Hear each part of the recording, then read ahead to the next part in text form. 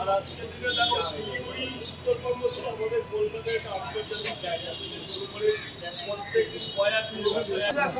বলছি আমি উচ্চ মাধ্যমিক পরীক্ষা দেবো, বুঝলে তো? আমি নিয়ে এসেছি অ্যাডমিট কার্ড, বিশ্বাস না হলে। না দেখাচ্ছি তোমাকে, দেখাচ্ছি অ্যাডমিট কার্ড নিয়ে এসেছি তোমাকে। দাদা তাহলে আমার একটু ভিডিও করো, তোমার বৌদি দেখবে কেন? আমি অ্যাডমিট কার্ড নিয়ে আমি একটা পাস করে যাই, একজন দিলে কি পাস করে যায়। এদিকে আসো। আমার অ্যাডমিট কার্ডে দাও। উচ্চ মাধ্যমিক রাজদীপ মন্ডল।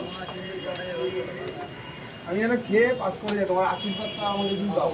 তোমার এই না দাদা, এই দিন যেন কখনো না আসে। দাদা দেখো দাদা, আমি একটা কথা বলছি, এই যে পরোটা খেয়ে বিয়ে হচ্ছে, পাস হচ্ছে, এগুলো আবেগ। মানুষ ধরো আমি কোনো একটা মন্দিরে পুজো দিতে গেলাম, ওই দিনটা আমার ওই মনস্কামনাটা পূর্ণ হয়ে গেল, আমি জানি যে এখানে আছে।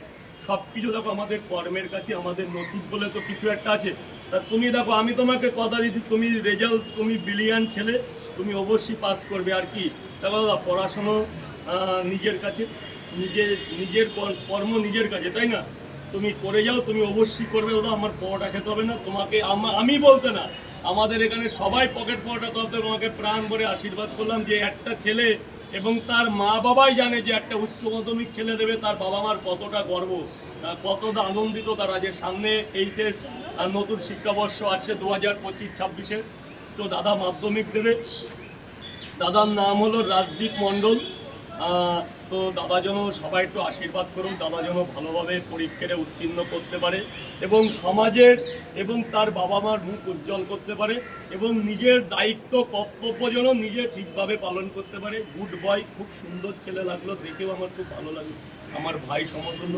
জানি না আশীর্বাদে কাজ হয় কিনা, তা প্রত্যেকটা লোক যেন ওকে আমরা প্রাণ ভরে আশীর্বাদ করি, যেন মধ্যশিক্ষা পর্ষদে বসে যেন নিজের দায়িত্ব, নিজের কর্তব্যের মধ্যে থেকে সুন্দরভাবে পরীক্ষা দিয়ে নিজেকে জয়যুক্ত করতে পারি। থ্যাংক ইউ দাদা, ভালো। পরীক্ষা পাস হয়ে গিয়ে আমি অবশ্যই করবে, অবশ্যই। আমি তোমাকে কথা দিলাম, তোমার মধ্যে পাস লেখা আছে, মানুষকে দেখলে বোঝা যায় দাদা। আমার পড়াটা খেতে হবে না, তুমি পাস করে গেছো। স্যার বাড়ি কোথায় তোমার? আমার বাড়ি হলো নিউ টাউন।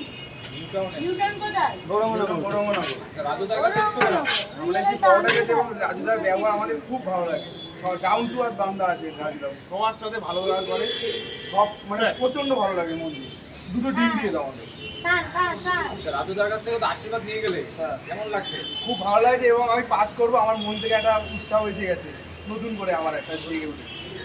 দাদা দেখো, আমাদের মধ্যে মাধ্যমিকটা হচ্ছে একটা মাধ্যমিক পরীক্ষার ছেলেই জানে কতটা পরিশ্রম দিয়ে একটা মাধ্যমিক দিতে হয়।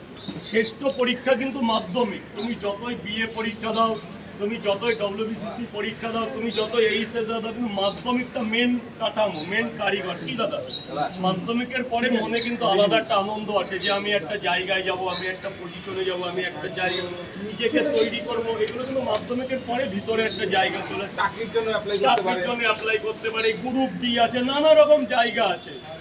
এর তো দাদার জন্য মনস্কামনা পূর্ণ হয়। বেশি কথা বললাম না। হ্যাঁ অবশ্যই। 2010-11 শিক্ষাবর্ষ 10-এ আমি মাধ্যমিক দিয়েছি। কি দেবো কটা? আমি 2010-এ দিয়েছিলাম মাধ্যমিক। আমাদের বেলা দাদা এত অনেক চাপ ছিল। তারপরে দেখো আমরা অতটা আজকের দিনে যতটা দিন প্রযুক্তি এগিয়ে এসছে আমাদের বেলায় ছিল না। আমি মাধ্যমিক সাইকেলে করে দিতে গেছি, বাবার পেছনে বসে, বড় সাইকেল। সেই সব কথাই বলছি, আমাদের তখন আমাদের পড়াশোনার মধ্যে একটা মজা ছিল।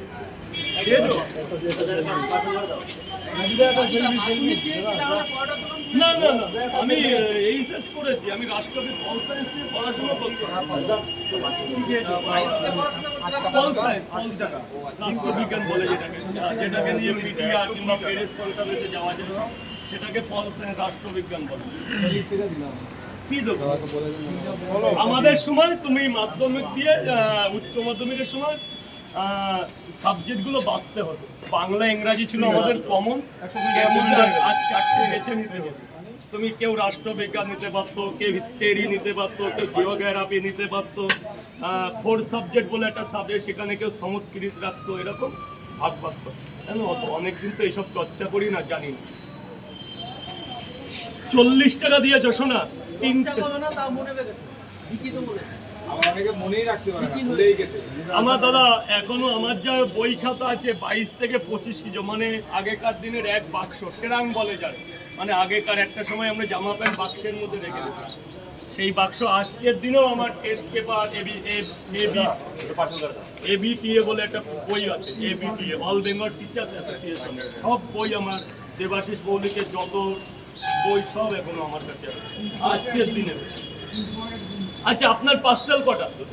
পড়াশোনা ছেড়ে দিয়েছি 10 বছর আগে, কিন্তু সেই বইগুলো ঘাটের নিচে এখনো আছে। অনেকে বই পড়াশোনা শেষ হয়ে গেলে বই বিক্রি করে বই কখনো বেচতে নেই। আমার বাবা বলে বই কোনোদিন বেচতে নেই। বই বেচে খেতে নেই।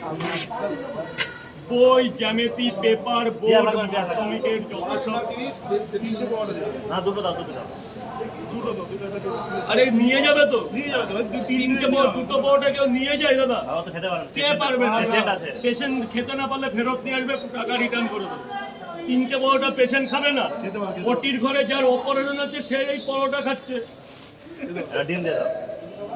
আগে পয়সা লাগে তুমি টাকা দিয়ে যাও, হ্যাঁ দিয়ে পরে দিয়ে যাও, পরে দিয়ে যাও, পেশেন্টকে খাওয়ানোর পর দিয়ে যাও। পেশেন্ট যদি খেতে পারে যাও, 90 টাকা এত বড় একটা কথা বললে এত লোকের মধ্যে।